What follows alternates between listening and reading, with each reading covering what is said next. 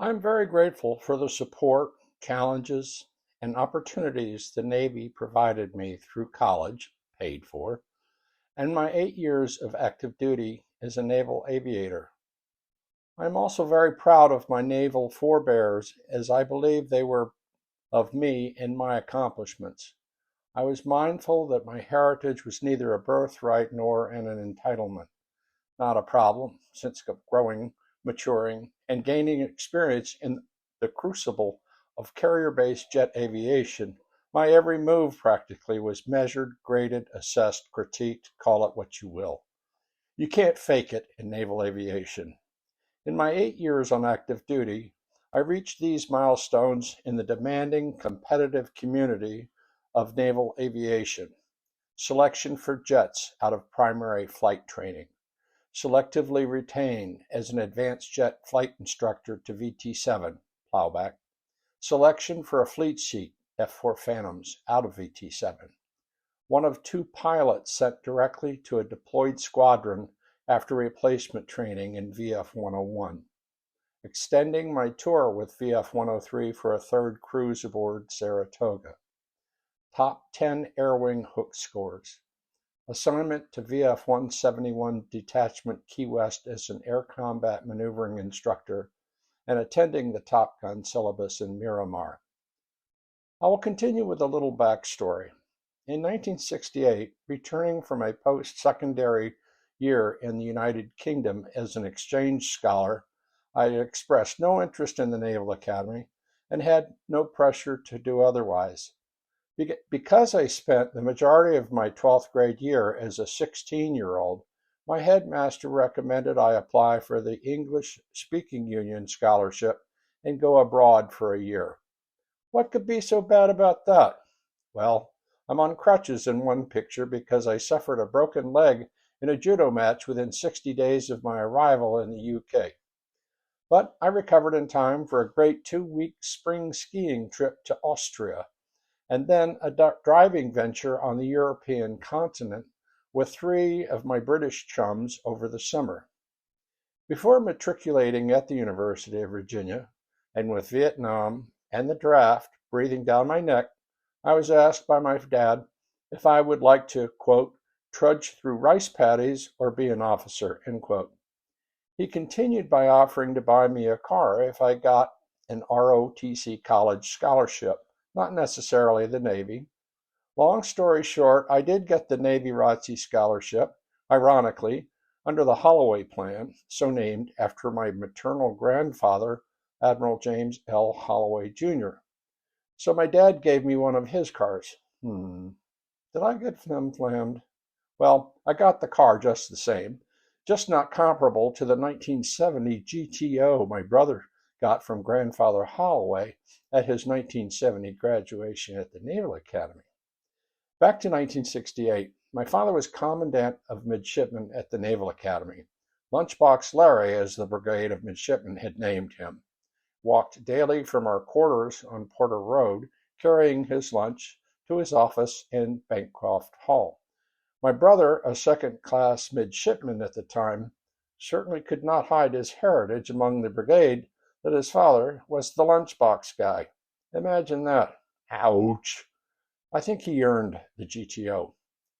Flash forward to October 1973 when I pinned on my wings of gold and commenced advanced jet instructor training in Training Squadron 7, VT-7, as a SERE grad, selectively retained graduate, aka plowback. A rose by any other name would smell just as sweet. I was grateful for a flying job and a chance to screen for a fleet seat in 2 years. Plus, I got to be the bull ensign for a brief period. I did screen for fighters, as my Uncle Jim's kind letter of congratulations says. It amuses me that the envelope on C&O letterhead was sent to me at VF-101. Now the cat was out of the bag, but I do not recall anyone taking notice.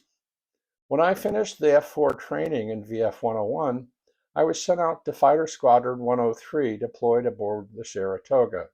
Soon after my arrival, I did catch wind that the Air Wing commander got word that there was C&O interest in my assignment. Again, not much was made of it until such time as I was promoted to lieutenant. The skipper pinned on my lieutenant bars in a ready room ceremony, while a trio serenaded me with a modified version of the Irish ditty, I Want a Girl, to I Want a Star Just Like the Star They Pinned on Dear Old Dad. Because our younger son, Jimmy, is James Holloway Hayworth, he was heir to some of the priceless items of my grandfather Holloway, his 1919 class ring, shown here. I think the engraving inside was done after retirement because his then zip code 23454 is engraved. My cousin Jimmy Holloway died in an automobile accident in 1964 after his first year at UVA, a shocking and sad event. My parents were smokers, who wasn't at some point back in the 60s, and left behind a terrific array of squadron cigarette lighters. You can see that Hatron 5 Savages were politically incorrect by today's standards with their squadron emblem. His and hers America lighters with Ms. America engraved is a classic. SERE School, as in Survive, Evade, Resist, and Escape, is required for any service member likely to go into hostile territory and be exposed to capture risk. Waterboarding, a now infamous and cruel torture procedure, was not used in Brunswick, but it was on the West Coast in Warner Springs. Waterboarding has since been terminated in SERE schools. The mission of SERE is to simulate a prisoner of war camp to indoctrinate services with the experience and methods of captivity. We did not see much daylight during the 5 or 6 days, but you can bet knowing that there was an end date was a help. Imagine the POWs who spent years. In fact, in the RAG, we were required to read many of the classified debriefs taken from the released prisoners. For a realistic and grisly read, find When Hell Was in Session by Jeremiah Denton. I went through Brunswick, Maine SERE School in August, which was a blessing. During the winter, I'm told, they issue snowshoes to the training class. SERE School staff insists that they do not do background checks for class attendees, but when interrogation time came for me, Comrade Fink wanted to know about my high-ranking father. I was prepared for this and convinced Comrade Fink that my father was a florist and owned a store, Botanical Interiors, in Virginia Beach. I borrowed the identity of a friend of the family, retired Navy Captain George Watkins, who incidentally was the first naval aviator to bag 1,000 carrier landings. It did occur to me that in the real world, Comrade Fink would probably come back once he discovered I lied and made a fool of him. Payback would be, as they say, hell.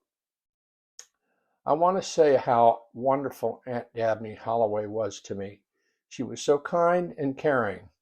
In September of 1975, she invited me to join the CNO's party on the train to Philadelphia for the Army-Navy game and bring a date if I liked. Wow! As it happened, I had someone in mind, and yes, certainly. I called Jean Walsh in Potomac, Maryland, whom I had met in February at my surprise birthday party for myself. Jean, to whom I have been married since September of 1976, reminds me that I called to say I had an offer she couldn't refuse.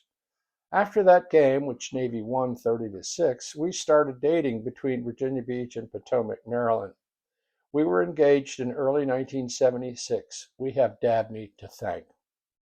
Which brings us to the rapid series of wedding events. My last flight in VF-101 in Virginia Beach was March 17th, and my first flight with VF-103 off the Saratoga in the Med was 9 days later, March 26th. And we were back in Virginia Beach July 10th. Our wedding was planned for September 4th, 1976, which happened to be Labor Day weekend. We were able to book not only the Naval Academy Chapel, but also the Officers Club for the reception. This was made possible by my brother's father-in-law, who was president of the Naval Academy Alumni Association. I think we invited all squadron officers and spouses, which was a hike, but many of them came. In fact, Gene, who was secretary to the chief of naval medicine at Bethesda, had many requests from staff to attend, and several even came without an invitation. Go figure. What follows now is a few pictures that memorialize the wonderful humor and support we all enjoyed among the family. Please feel free to use comments to ask questions or add color to any of the subjects covered. As I look upon the rising generations, I am saddened by the missing piece of military experience in them, mostly courtesy and manners. But that's just me, and I'm an old fart.